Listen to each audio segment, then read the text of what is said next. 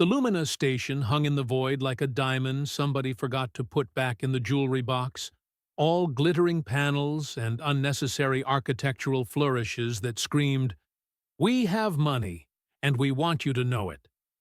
It was the kind of place where governments went when they wanted to pretend they were getting along, which, spoiler alert, they absolutely were not. Lieutenant Violet stood near the east entrance of the grand atrium, which was neither particularly grand nor much of an atrium, watching approximately 30 different species try not to start an intergalactic incident before lunch. Her uniform was crisp, her posture relaxed, and her eyes missed absolutely nothing. That was the thing about being human security at an event like this. Everyone assumed you were decoration until you weren't.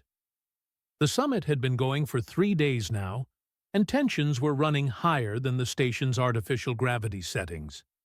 Ambassador Theo was somewhere in the middle of that circus, doing what diplomats do best, smiling while being insulted in 8 different languages.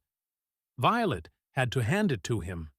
The man had patience that would make a monk weep with envy. "Pathetic," rumbled a voice that sounded like gravel being dragged across sheet metal. Violet didn't turn. She knew that voice.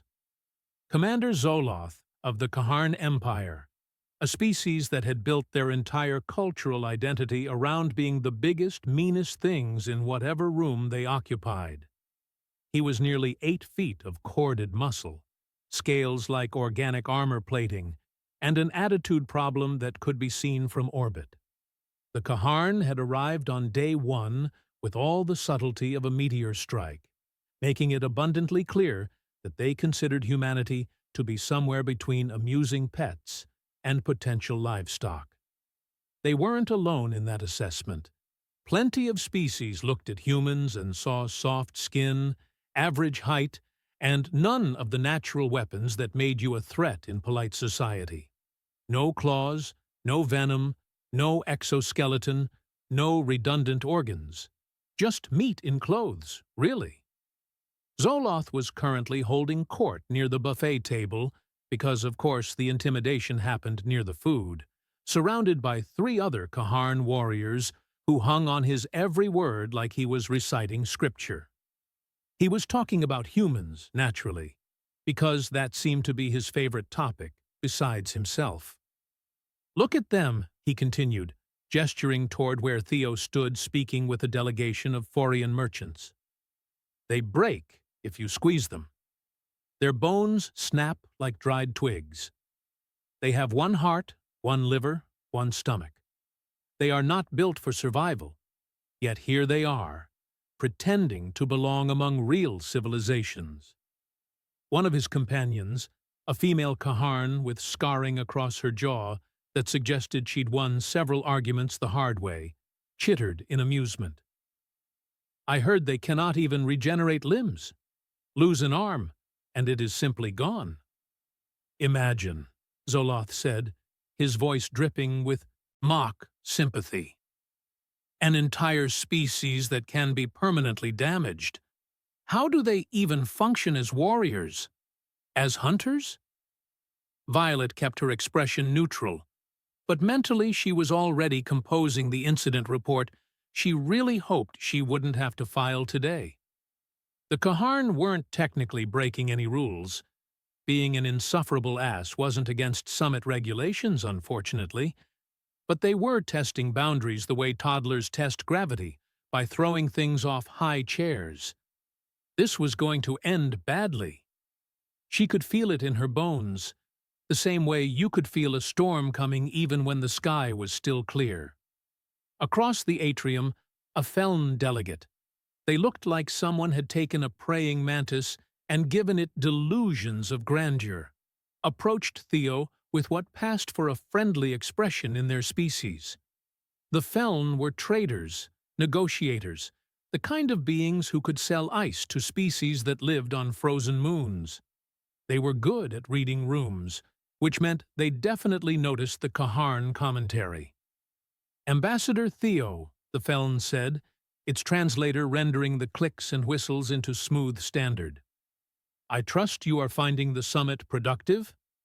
Theo smiled, because that's what he did. The man could smile through an apocalypse. Quite productive, yes. Though I imagine the real progress will happen once we move past the posturing phase and into actual negotiation.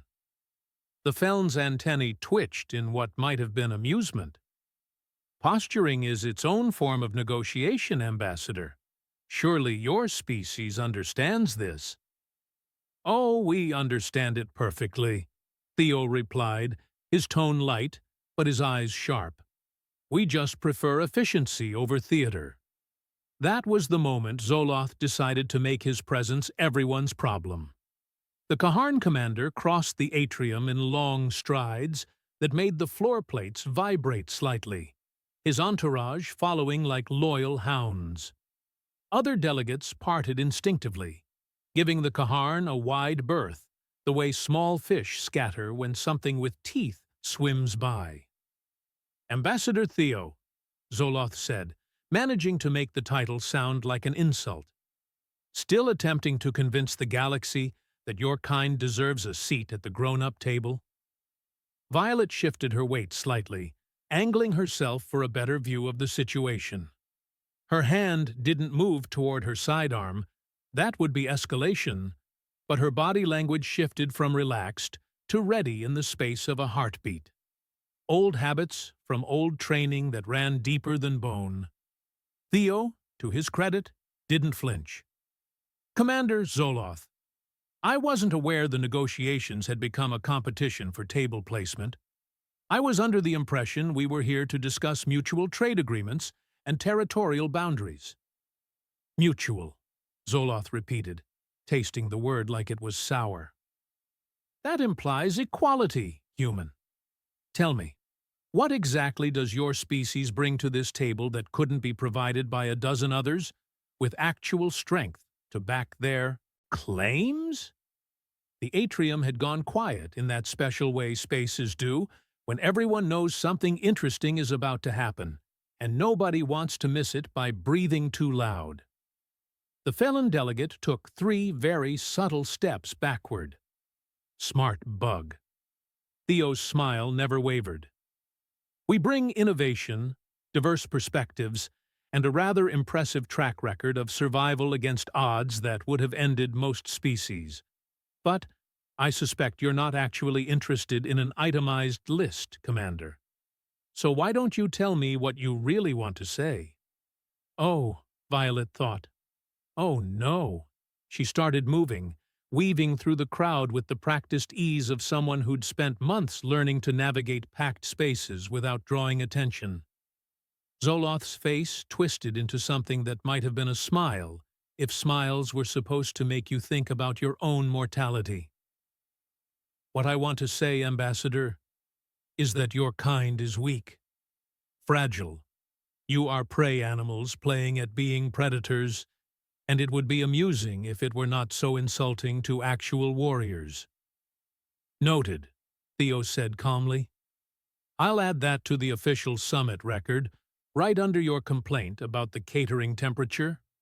Will that be all, Commander? The Kaharn delegates behind Zoloth made sounds that suggested they were not accustomed to watching their commander being handled with anything approaching sass. The scarred female took a step forward, but Zoloth raised one clawed hand, stopping her. Such confidence, the commander said softly, which was somehow more threatening than his earlier volume. Such bravado. Tell me, Ambassador, would you maintain that attitude if I demonstrated exactly how fragile humans truly are? Violet was close now, close enough to intervene if this went from verbal posturing to actual physical contact. She could see Theo's jaw tighten slightly, the only sign that he was finally registering actual danger. I would advise against making threats at a diplomatic summit, Commander, Theo said, his voice level but firm. It tends to reflect poorly on one's civilization. Zoloth laughed, a sound like rocks in a blender. Threats? No, Ambassador. Merely an observation. You humans talk much of your accomplishments, But talk is wind. Action is truth. He reached out, one massive hand extending toward Theo's shoulder in what could technically be interpreted as a gesture of camaraderie, but was definitely, absolutely, a dominance display wrapped in plausible deniability. Violet stepped into the space between them. Not dramatically, not with announcement or flourish. She simply moved, her body occupying the gap with the kind of timing that made it look almost accidental, like she'd been heading that direction anyway. And whoops, now she was in the way. "Commander," she said pleasantly, her voice carrying just enough to be heard by nearby delegates, but not enough to seem like she was making a scene. "Ambassador Theo is needed for a scheduled briefing. If you'd like to continue this discussion, I'm happy to arrange a proper meeting through official channels." Zoloth looked down at her, way down, because even at her height she barely came up to his chest, and something flickered across his reptilian features. Surprise, maybe, that she'd dared to interrupt. Amusement, possibly, at the sheer audacity of something so small thinking it could intercede. "And you are?" he asked, his tone suggesting he already knew the answer, and found it hilarious. "Station security," Violet replied, "here to ensure everyone has a productive, incident-free summit experience." "How thoughtful," Zoloth said. "Though, I wonder what security protocol you imagine you could enforce against me, little human." Little human. Violet had been called worse, though usually not by people who were still conscious afterward. She maintained her pleasant expression, the one that had fooled better observers than this overgrown lizard. "The protocol where everyone remains calm and professional," she said. "It's a personal favorite." The Kaharn commander studied her for a long moment, his eyes, which were disconcertingly intelligent, despite all the bluster, taking her measure. Then he did something that Violet would later describe in her report as tactically inadvisable and personally offensive. He grabbed her wrist, not gently, not in a "let me guide you aside" sort of gesture.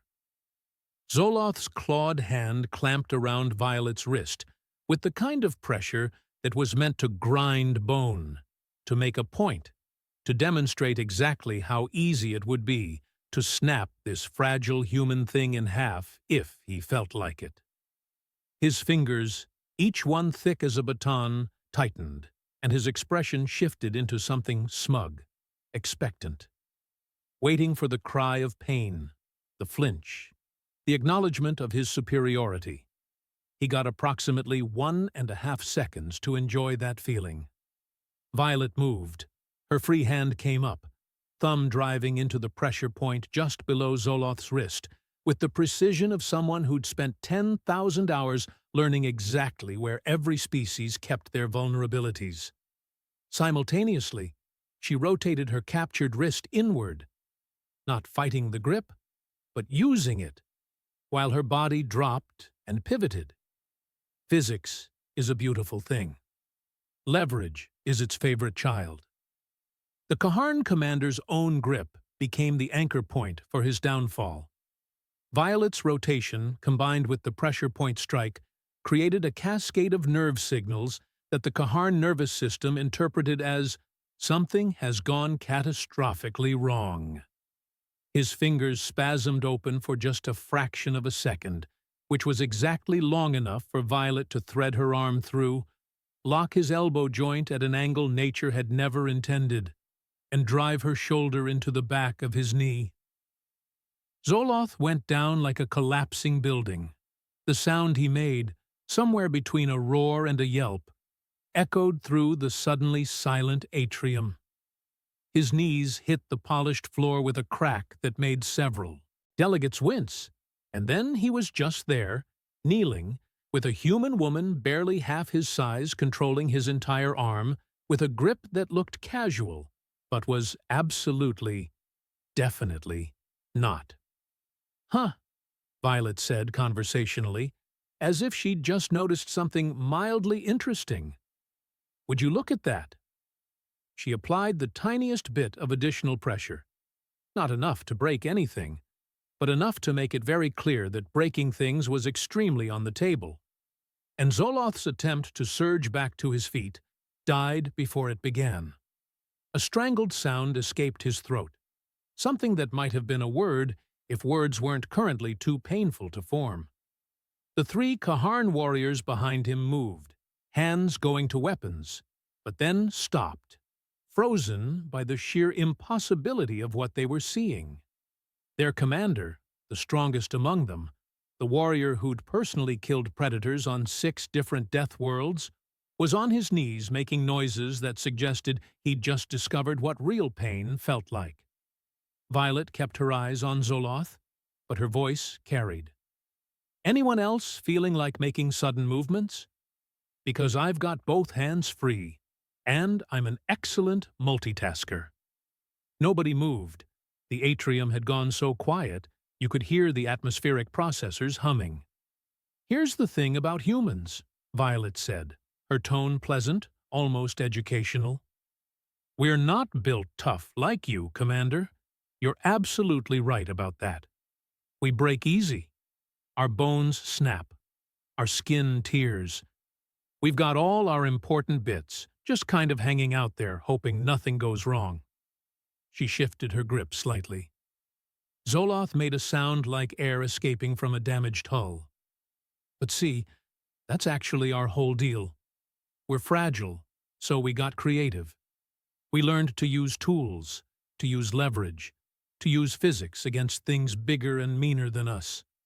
We learned to find the weak spots, the pressure points, the places where even the toughest armor has gaps." Another micro-adjustment. Zoloth tried to speak, but managed only a wheeze. "We learned to be persistence hunters. You know what that means? It means we chase things until they die of exhaustion. We don't have to be faster or stronger. We just have to refuse to stop. It's kind of our species' defining trait, really. We're too stubborn to know when we're beaten." Violet glanced up at Theo, who was watching with an expression that managed to combine concern with deep, profound satisfaction. "Ambassador, you still needed for that briefing?" "I suspect the briefing can wait," Theo said carefully. "Though perhaps it's time to demonstrate that humanity prefers diplomacy to alternative measures." "Good call." Violet looked back down at Zoloth. "Commander, I'm going to release you now. I need to know you're going to stay calm and professional. Can you do that for me? Blink twice for yes." Zoloth blinked. Once. Then, after what seemed like an internal struggle, twice more. "Outstanding." Violet released the lock smoothly, stepping back with the kind of distance calculation that suggested she'd mapped every possible counterattack and had responses ready for all of them. The Kaharn commander remained kneeling for a moment, his arm hanging at his side, his breathing harsh and ragged. Then, slowly, he rose to his feet, towering over Violet once again. His face was unreadable, scaled features revealing nothing of what was happening behind those intelligent eyes. The entire atrium held its breath. Zoloth looked down at Violet. She looked up at him, completely unbothered, like she'd just finished watering plants instead of putting a warrior twice her size through an involuntary religious experience. Then the Kaharn commander did something nobody expected. He laughed. Not the mocking sound from before. This was different, genuine, surprised. The laugh of someone who'd just had their entire worldview adjusted by force.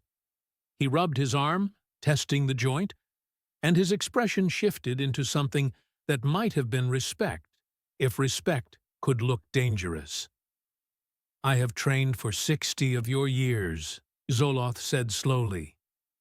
"I have fought in 12 campaigns, across 9 systems. I have killed things that haunt your species' nightmares. He paused, flexing his fingers. And you put me down in less time than it takes to draw breath. Yeah, well, Violet shrugged, I'm pretty good at my job. How? The question came from the scarred female Kaharn, who'd moved closer with an expression of intense focus. How did you move so fast? How did you know where to strike? Practice, Violet said simply. Lots and lots of practice. Humans might not have natural weapons, but we've had roughly 10,000 generations to figure out how to fight things that do. We got good at it. Zoloth rotated his arm again, and something like wonder crossed his face. That technique, it used my own strength against me. The harder I gripped, the more effective your counter became. Yep, we call it physics. It's neat. The Kaharn commander looked at his warriors, then back at Violet, and something shifted in the atmosphere. The hostility hadn't vanished, but it had transformed into something else. Something that looked almost like curiosity.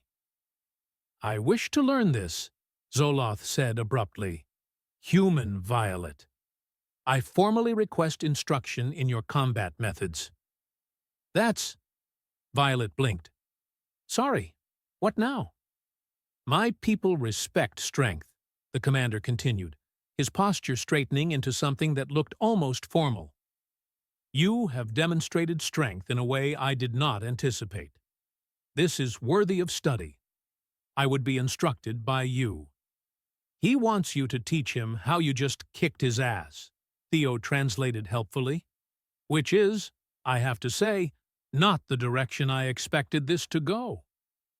Around the atrium, other delegates were beginning to recover from their shock, and the whispers started like rustling leaves. Violet could see representatives from at least a dozen species muttering into communication devices, undoubtedly reporting back to their governments that humans were apparently not the harmless pushovers everyone had assumed. Violet looked at Zoloth, then at Theo, then back at the Kaharn commander, who was now regarding her with the intensity of someone who'd just discovered a new favorite topic. I need to clear this with my chain of command, she said finally. But sure, why not? Though I'm gonna need you to sign a waiver because, and I cannot stress this enough, human combat training is designed to be painful. Zoloth's expression suggested that pain was exactly what he was hoping for. This, Violet thought, is going to make one hell of a report. The news spread through Lumina Station like a virus, except faster and with more dramatic retellings. Within an hour, every delegation had heard some version of the story. Within 3 hours, there were at least 15 different accounts, ranging from mostly accurate to completely unhinged. By the time the station's rotation brought them to the evening cycle, Violet had somehow been upgraded to a mythical warrior goddess in half the retellings and downgraded to a lucky amateur in the others. The truth, as usual, was somewhere in the middle and far more interesting. Violet sat in the security office, filling out the incident report she'd hoped to avoid, when her commanding officer, a human named Lieutenant Commander Perry, who'd been doing station security longer than Violet had been alive, leaned against the doorframe with an expression of mingled amusement and exhaustion. So, Perry said, you put the Kaharn commander on the floor. In my defense, Violet replied, without looking up from her screen, he grabbed me first. I'm not criticizing. I'm just trying to figure out how to write this up in a way that doesn't make it sound like we're deliberately antagonizing visiting dignitaries. Self-defense? Against someone twice your size who's also technically got diplomatic immunity. Violet finally looked up. Sir, with respect, diplomatic immunity doesn't include the right to assault station personnel. If it did, this job would be significantly worse than it already is. Perry snorted. Fair point. Anyway, you've got a problem. Just one? The Kaharn aren't the only ones who want demonstrations now. I've had formal requests from the Forians, the Feln, two independent merchant guilds, and something called the Olmec Collective that I'd never even heard of until today. Everyone wants to know what else humans can do that they don't know about. Violet felt a headache beginning to form behind her eyes. You're joking. I am many things, Lieutenant. Funny is not one of them. Perry straightened up. The Admiral wants you to do a demonstration match with Zoloth. Public, controlled environment, full safety protocols. Show the galaxy that what happened wasn't a fluke. That's insane. That's politics. Perry gave her a sympathetic look. You put us on the map today, Violet. Now we've got to show everyone the map's accurate. Match is scheduled for tomorrow at 1400 hours in the main gymnasium. Try not to permanently injure our new biggest fan. After Perry left, Violet sat in silence for a moment, contemplating the chain of events that had led to this particular flavor of nightmare. Then she pulled up her personal files and started reviewing combat footage, because if she was going to make a spectacle of herself, she was at least going to make it educational. The gymnasium had been converted into something resembling a gladiatorial arena, which Violet felt was a bit much, but apparently, when you spontaneously demonstrated that humanity wasn't as helpless as everyone thought, people got theatrical about it. The observation deck was packed. Every species represented at the summit had sent delegates, plus what looked like half the station's civilian population, because apparently watching aliens fight was quality entertainment regardless of what planet you came from. Violet stood in the makeshift ring, just a matted area with boundary markers, wearing the standard-issue training gear that suddenly felt extremely insufficient. Across from her, Zoloth waited, and if she'd had any illusions about him going easy on her, his expression crushed them immediately. This was a warrior who'd taken his defeat personally and was determined to prove it was a fluke. Ambassador Theo stood near the edge, speaking into a microphone for the benefit of the universal translators everyone was wearing. For those just joining us, this is a demonstration match between Commander Zoloth of the Kaharn Empire and Lieutenant Violet of Earth. Standard rules apply. No lethal techniques. Match continues until one party yields or is rendered unable to continue. Medical teams are standing by. Try not to die, Perry murmured from the sidelines. The paperwork would be astronomical. Your concern is touching, sir, Violet muttered back. Zoloth stepped forward, and the crowd noise dropped to absolute silence. He'd removed his formal armor, revealing the corded muscle and scaled hide underneath. He looked like something evolution had designed specifically to ruin someone's day. Human Violet, he said formally, you have my respect for yesterday's technique. Today, I am prepared. Show me what your kind can truly do. Violet took a breath, rolled her shoulders, and moved into a ready stance. Okay, but remember, you asked for this. The match coordinator, a nervous Forian who looked like he'd rather be literally anywhere else, raised one chitinous arm. Begin! Zoloth didn't charge. He'd learned at least that much. Instead, he moved forward carefully, testing distance, watching for tells. He was being smart, tactical, using his brain instead of just his muscle. That was going to make this harder. They circled each other, and Violet could feel hundreds of eyes watching, analyzing, judging. This wasn't just about her anymore. This was about humanity, about whether they deserved to be taken seriously or dismissed as a fluke species that got lucky once.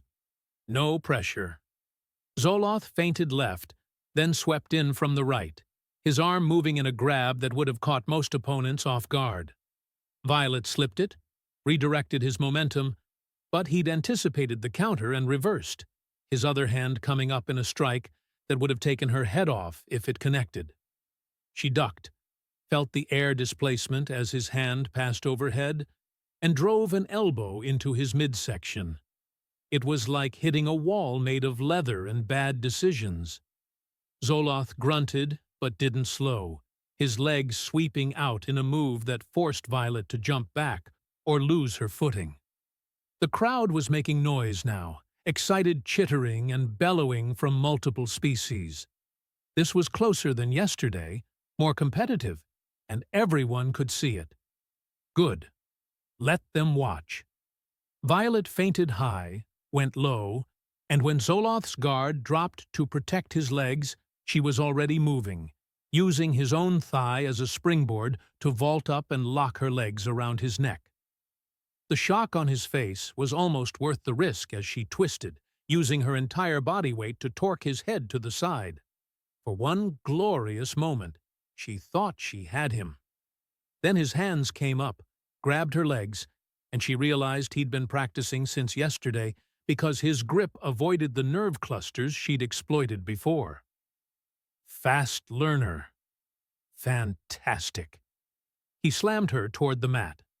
Violet released the hold rather than let herself be used as a hammer, tucked into a roll, and came up just in time to catch his follow-up strike on her forearms. Pain bloomed up her arms. The Kaharn hit like freight trains with anger management issues, but she used the force to spin away, creating distance. You adapt quickly, Zoloth said, breathing harder now. Good. You too, Violet replied, shaking out her arms. This would be easier if you were dumber.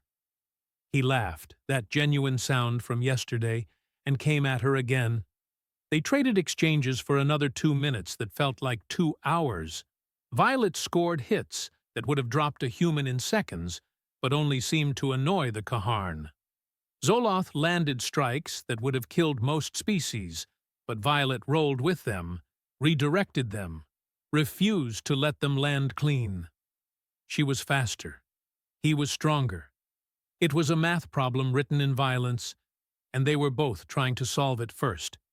Then Zoloth made a mistake. Tiny thing, really. He overextended on a punch, left his back foot planted wrong. Violet saw the opening like a door swinging wide, and she went through it, her entire body becoming a lever that used his own structure against him. She trapped his arm, pivoted, and took him down with a throw that sent him crashing to the mat hard enough to make the floor shake. She followed him down, locked the submission, and waited. 3 seconds. 5. 10. Yield! Zoloth gasped. Violet released him immediately and stepped back, offering a hand. He stared at it for a moment, then took it, letting her help him up despite the fact that he outweighed her by at least 200 pounds. The gymnasium erupted in noise, not just cheering, analysis, arguments, excited babbling in a dozen languages. Violet could see delegates gesturing wildly, replaying what they'd seen, trying to understand. Zoloth rubbed his shoulder, his expression thoughtful. You are better than yesterday. I didn't want to embarrass you in front of your people twice, Violet said. Seemed rude. You showed mercy. The Kaharn commander's eyes narrowed. Why? Because this isn't a death match, Commander. It's a demonstration. You asked to learn, so I'm teaching. Lesson 1. Knowing when to stop is as important as knowing how to fight. Before Zoloth could respond, another voice cut through the noise, crystalline and strange, coming from a section of the observation deck Violet hadn't paid much attention to. Fascinating, the voice said, and suddenly every eye turned toward the speaker. They looked like someone had carved a person out of living gemstone, all facets and angles and light, bending in ways that hurt to look at directly. Their form was vaguely humanoid but alien in ways that made you question what counted as a body. The Olmec, the species Perry had mentioned, the ones nobody knew much about, because they mostly kept to themselves in the outer reaches. The crystalline being descended from the observation deck with movements that defied conventional physics, flowing more than walking. "Lieutenant Violet," they said, their voice somehow coming from everywhere and nowhere. "Commander Zoloth, thank you for that demonstration. It confirms much of our research." "Research?" Theo stepped forward, his diplomat instincts clearly pinging something.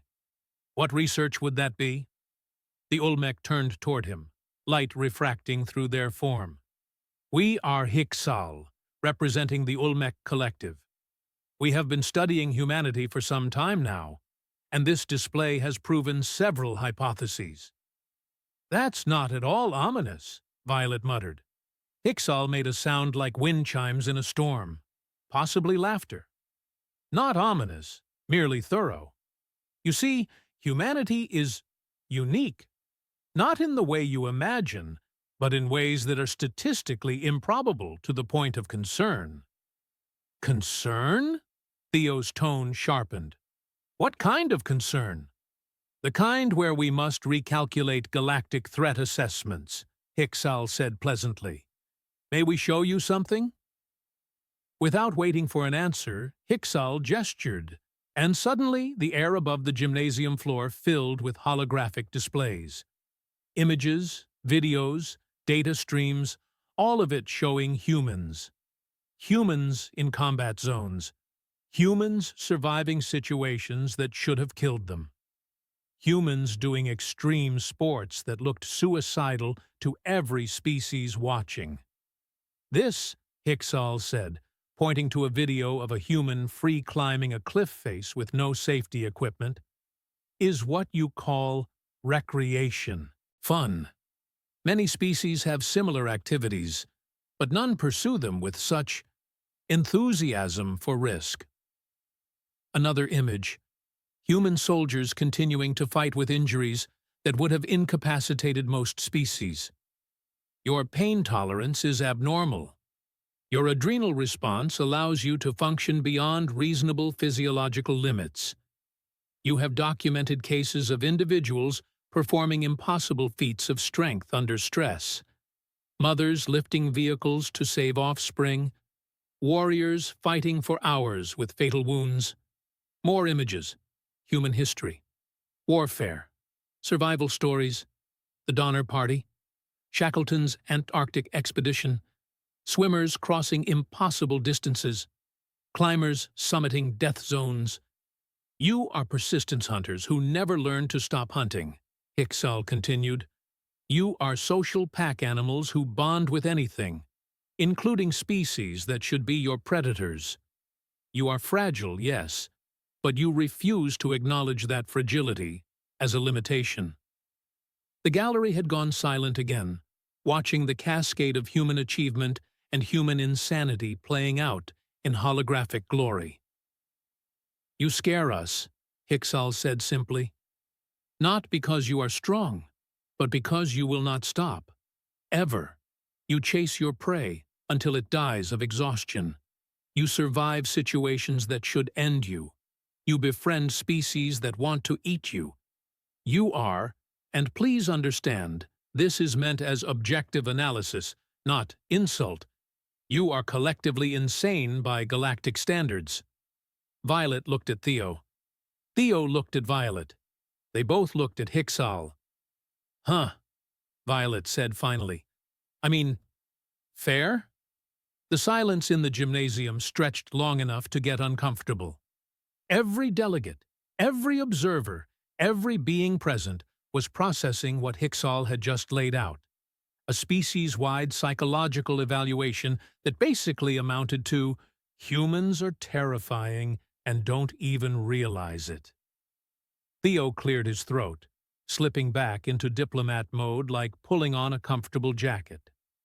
"Hiksal, on behalf of humanity, I appreciate the thorough analysis, though I feel compelled to point out that collectively insane might be a slight exaggeration."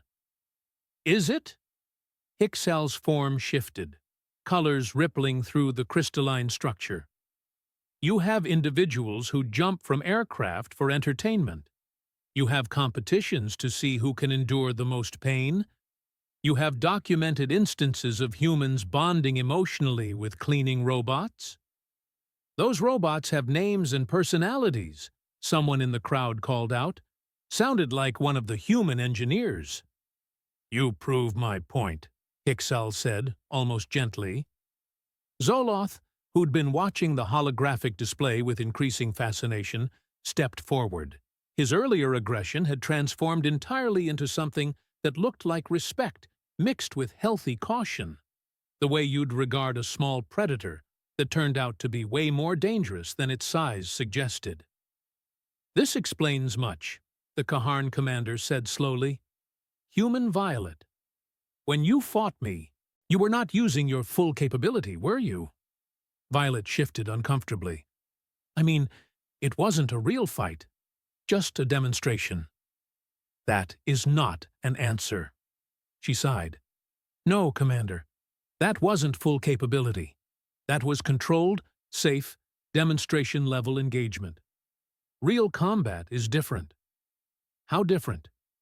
Different enough that we have entire sections in our military code of conduct about proportional response and rules of engagement specifically to prevent us from going too far.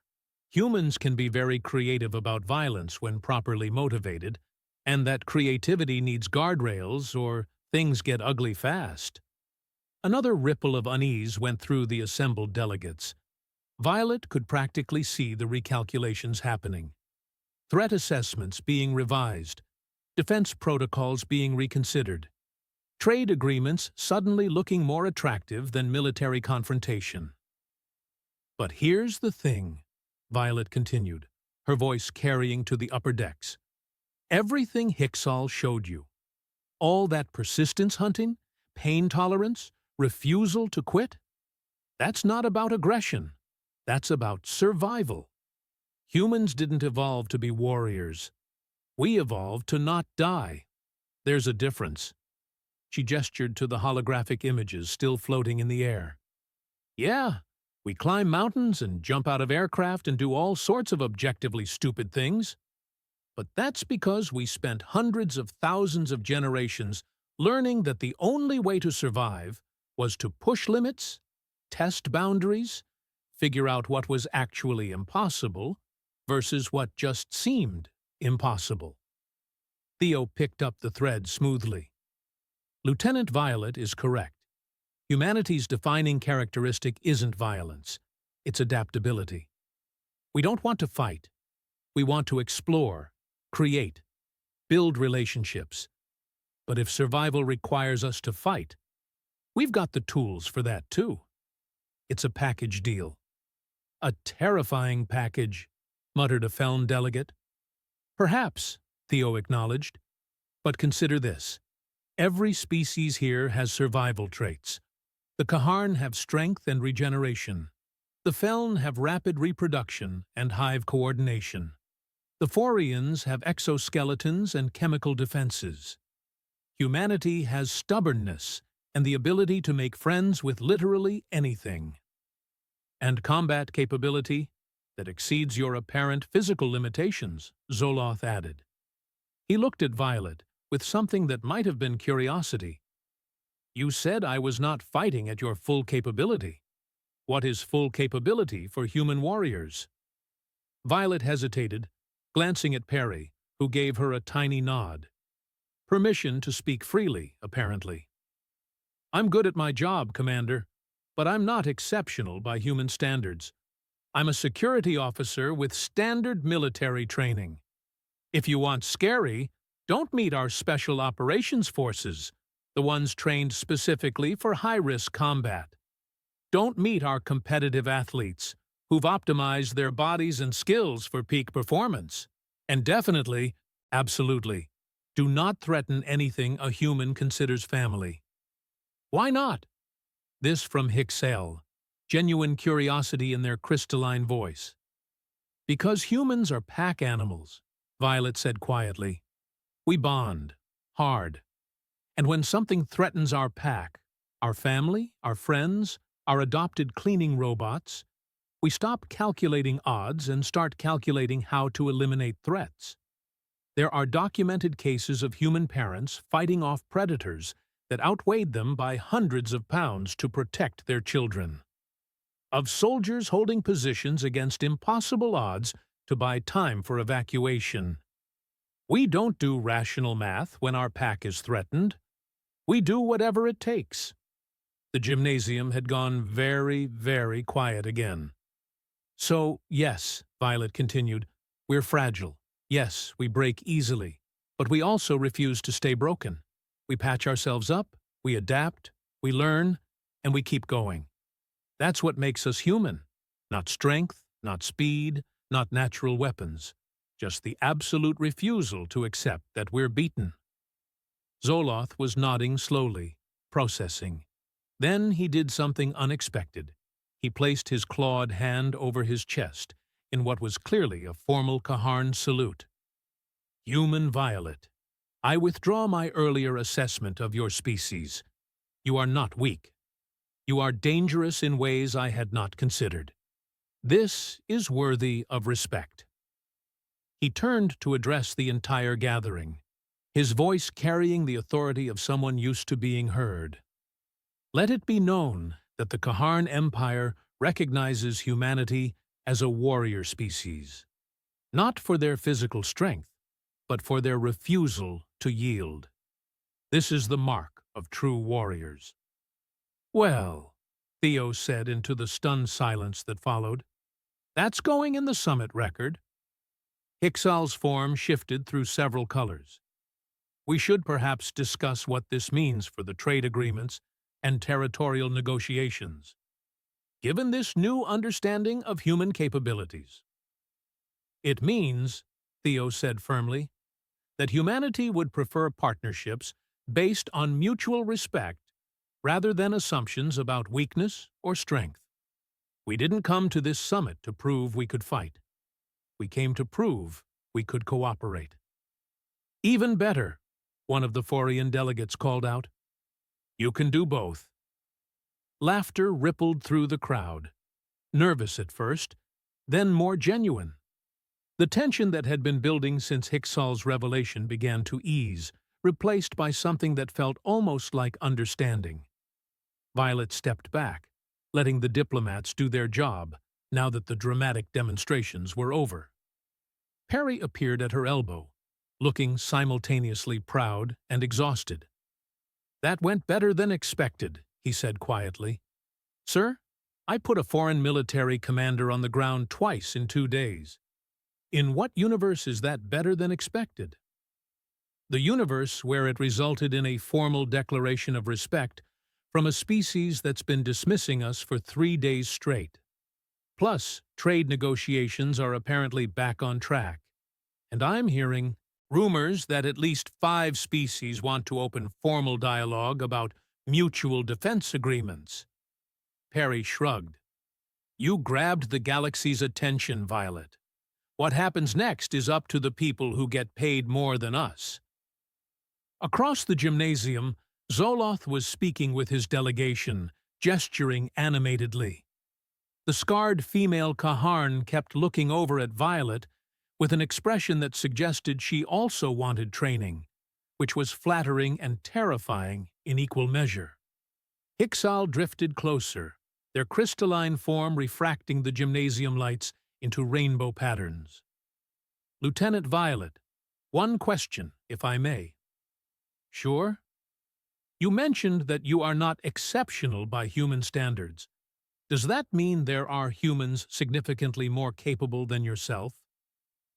Violet thought about the special operations soldiers she'd trained with, the martial arts masters who'd forgotten more about combat than she'd ever learn, the athletes who treated the human body like a machine that just needed the right programming, the everyday parents who'd performed impossible feats to save their kids. Yeah, she said simply. There are humans way scarier than me. I'm just the one who happened to be standing in the right place when someone made a bad decision. Terrifying, Hixal said, but they sounded almost amused. Absolutely terrifying. Your species will fit in well here, I think. The galaxy needs more unpredictability. As the delegates began filing out, already deep in animated discussions about what they'd witnessed, Violet finally let herself relax. Her arms ached from blocking Kaharn's strikes, her shoulders protested every movement, and she was pretty sure she'd have spectacular bruises tomorrow. But the look of respect in Zoloth's eyes, the way the other species were regarding humans now, not as prey animals or inferior beings, but as equals, that made the pain worth it.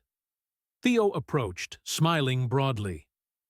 "Lieutenant, on behalf of humanity and this diplomatic mission, thank you. You've done more for our galactic reputation in 2 days than I could have accomplished in 2 years." "I just didn't want to get grabbed, sir."